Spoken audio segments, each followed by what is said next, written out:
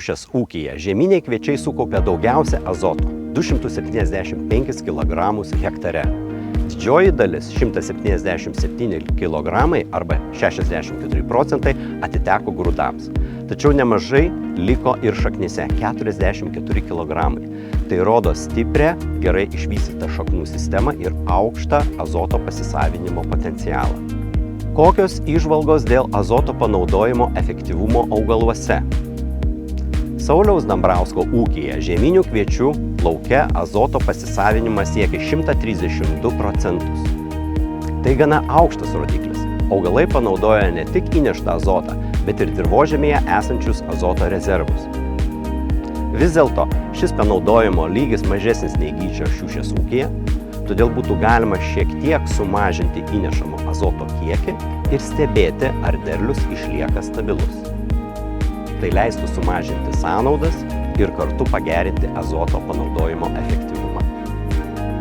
Laimio Baušos žieminių kviečių lauke azoto panaudojimo efektyvumas siekia 109%. Tai reiškia, kad panaudota ne tik įnešta trąša, bet ir nedidelė dalis dirvožemio azoto rezervų.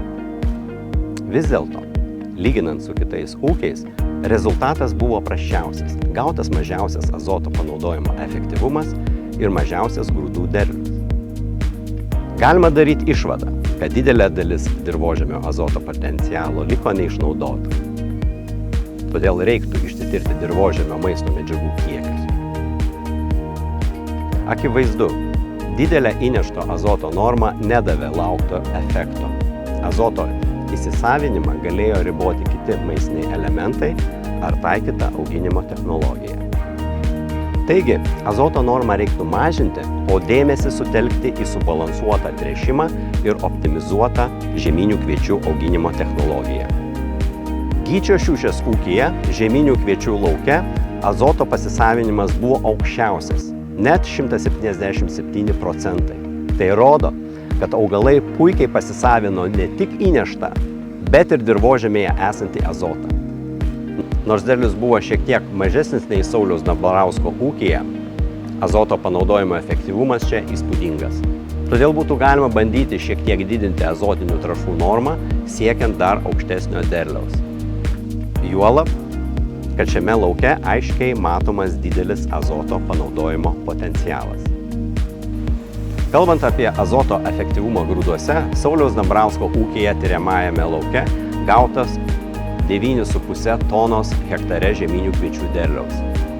Taigi, 1 kg mineralinio azoto čia davė 49 kg grūdų. Laimio Baušos ūkio derlius siekia 7 tonas hektare.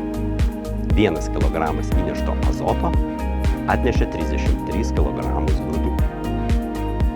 Gyčio šiušės tiriamajame žieminių kviečių lauke gauta 8,8 tonos iš hektaro derliaus. Čia 1 kg azoto atseikėjo net 57 kg grūdų. Apibendrinant šiuose trijuose ūkiuose taikytas žieminių kviečių tręšimo technologijas, galima pasakyti, kiekviena strategija turi savo stipriąsias ir silpnąsias puses. Tradicinis tręšimas rekomenduojamomis azoto normomis nereikalauja didelių investicijų į dirvožemio pažinimą ar jo derlumo palaikymą, tačiau galutinis rezultatas dažnai būna silpnesnis, nes neatsižvelgiama į konkrečias dirvožemio sąlygas ir galbūt auginimo technologijos niuansus.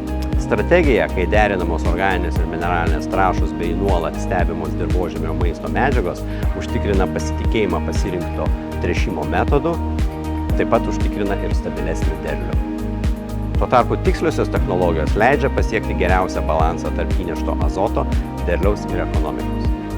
Taigi, svarbiausia ne azoto kiekis, o tai, kaip tiksliai jis panaudojamas tręšiant augalus. Derliaus analizė leido tai pamatyti, palyginus skirtingas žieminių kviečių tręšimo